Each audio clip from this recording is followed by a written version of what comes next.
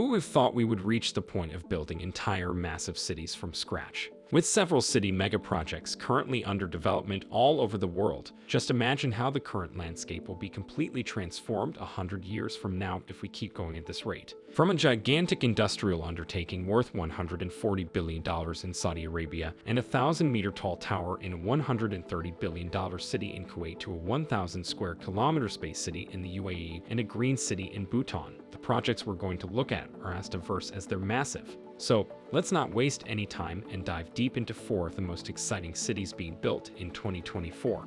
Welcome back to PST Mega Projects, Abu Dhabi Space Eco-City. It seems that the UAE is not going to stop unleashing one massive and innovative mega project after another anytime soon. Just this month, Abu Dhabi Ports Company PJSC announced the signing of a term sheet with US Space Technology Group Limited. The agreement concerns the development of Abu Dhabi Space Eco-City, an international hub for aerospace enterprises worldwide to settle in and develop a global aerospace ecological chain of international aerospace technology innovation and space trade centers, as per the press release.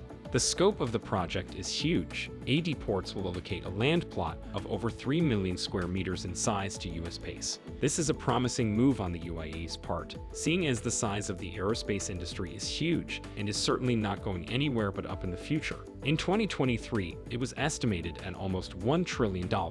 US Space, a Hong Kong-based commercial aerospace enterprise, focuses on satellite engineering and manufacturing, which is a $195 billion market in its own right, and is also naturally expected to keep growing. It's not surprising, then, that the UAE wants to secure a place at the center of this market. The plan is to integrate over 1,000 commercial aerospace enterprises into this future hub. The initial phase of the project will cover 1 million square meters, and construction is projected to begin in mid-2024. No details have been given yet regarding the future phases or the total expected cost, as the initial announcement was made just a few days ago. Given the scope of this project, it's probably safe to say it will cost more than $10 to $20 billion at a minimum. Jubail Industrial City. Jubail Industrial City is one of the world's largest construction projects. As things currently stand, the total value of industries and investments currently active in the city is estimated to exceed $142 billion. It is also estimated that private sector companies in Jubail make around $18 billion in profit every year. Chemical industries are the most active in Jubail.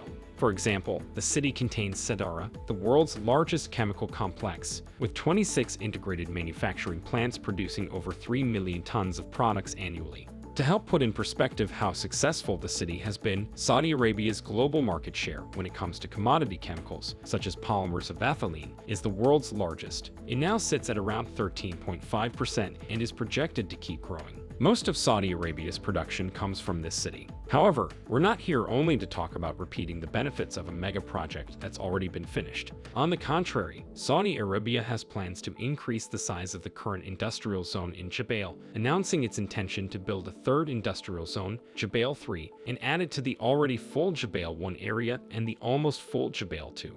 The country reports that several global leaders have already filled 80% of J2, which is why it's considering the possibility of a J3 area in anticipation of more demand. Further, it stated that $2.9 billion of industrial projects in the private sector are already under construction, with an astounding $41 billion of more projects being designed right now, having received approvals. Aside from its interest in a third industrial zone, Saudi Arabia is still developing J2 even further. Overall, the total estimate for construction expenditure is $34 billion for the projects actively implemented. Based on what we've seen so far in terms of the already proven success of Jubail and the pipeline of global industry leaders willing to invest in and come to Jubail, we could say that the returns will more than compensate for the costs of this gigantic project. Indeed, cash from investments is already flowing. Part of the development plan for J2 is the Emerald project. The Emerald is the name of a complex that will be integrated with the Saudi Aramco Total Energies refining and petrochemical company, SATORP refinery. Saudi Aramco and Total Energies are going to invest $11 billion in the project. The Emerald will enable SATORP to convert the products it already produces to chemical products of a higher value. Construction already began in early 2023 and is expected to be finished by 2027. Kuwait Silk City.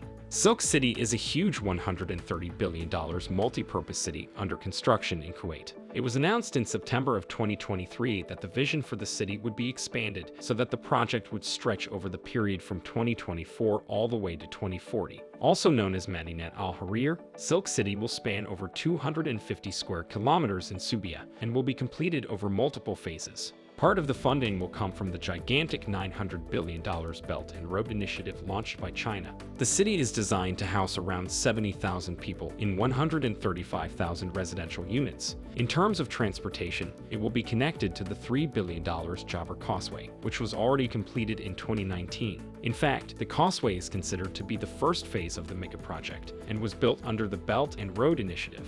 The project will be divided into different areas serving different purposes, such as entertainment and the economy, on top of the residential areas, of course. It will also feature attractions such as an Olympic stadium, a new airport, and designated business areas. But the most prominent attraction in the city will, by far, be the Mubarak Al-Kabir Tower. The construction process is estimated to take 25 years. If you think this is too long, then you should probably keep in mind that it's supposed to be 1 kilometer tall, surpassing Burj Khalifa, the tallest tower standing today. The Mubarak Tower, with 234 floors, should be able to house up to 7,000 people. Overall, the city is estimated to contribute to Kuwait's urban development, on top of revitalizing its economy and offering a reported estimate of 400,000 jobs. However, we shouldn't be overly optimistic, considering the groundbreaking NEOM projects taking place in Saudi Arabia and their UAE counterparts. Will businesses and people still prefer to head over to Kuwait City instead? Moreover, questions may be raised as to whether this is the best investment decision Kuwait's government could have made. After all, in 2018, protests broke out in opposition to Kuwait's spending on and planning for Silk City, despite some areas suffering from poor infrastructure that eventually led to significant flooding in the winter. It seems that only the future will tell whether Silk City, impressive as it is, will turn out to be a good investment from an economic point of view.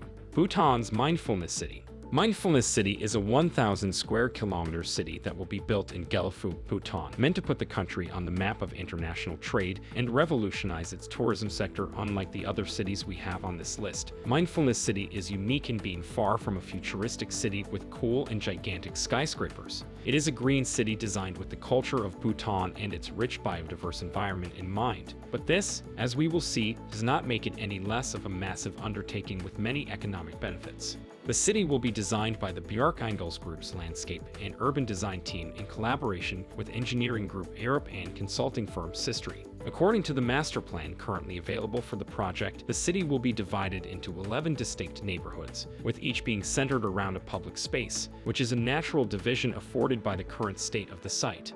The neighborhoods will be connected via 3 inhabitable bridges that have a dual purpose. They do not only serve as the main mobility links, but they also host valuable destinations from an economic and cultural perspective. One of the most notable destinations is a new international airport, which will be Bhutan's second airport. Another destination is a new cultural center that displays the key aspects of Bhutan's monastic culture and its daily activities. The airport, combined with the culture center, should boost Bhutan's revenue from tourism. Given its rich cultural and environmental history, Bhutan has a lot of potential for making huge profits from tourism. Improving the tourism sector should be one of the country's priorities. It now makes up an average of 5% of its GNP. The number of tourists has been steadily increasing. In 2019, it reached an all-time high of 316,000 tourists, a drastic 770% increase from the 2010 figure of 41,000, which more than doubled the annual revenue from tourism to $120 million.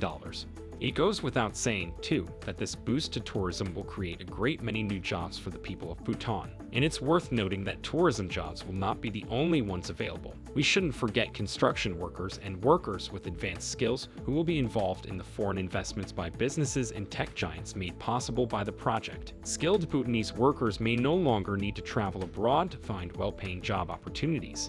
Indeed, Bhutan already plans on running the city under different laws that will be more encouraging to foreign investors, making it a special administrative region. Further, in addition to the new international airport, a land connection from Gyeongju to Assam and West Bengal has been proposed as an agreement with India's government. It is reportedly predicted to connect Bhutan to more than 4 different neighboring countries eventually. It is clear that Bhutan aims to make the best use of its new city by establishing ties with as many partners as possible. Since the project was announced only a few weeks ago, we don't currently have publicly available information about the development phases or the expected cost, but it's safe to assume, in any case, that a city spanning over 1,000 square kilometers that includes an international airport and is challenging to build given the location will cost no less than $10 to $20 billion. This concludes our list, so what do you think about these projects? Will they add value to the economy, or are they only just for show? And which city did you find the most exciting? Let us know in the comments down below. And if you haven't, please subscribe and leave a like for this video. Your support helps us continue our work.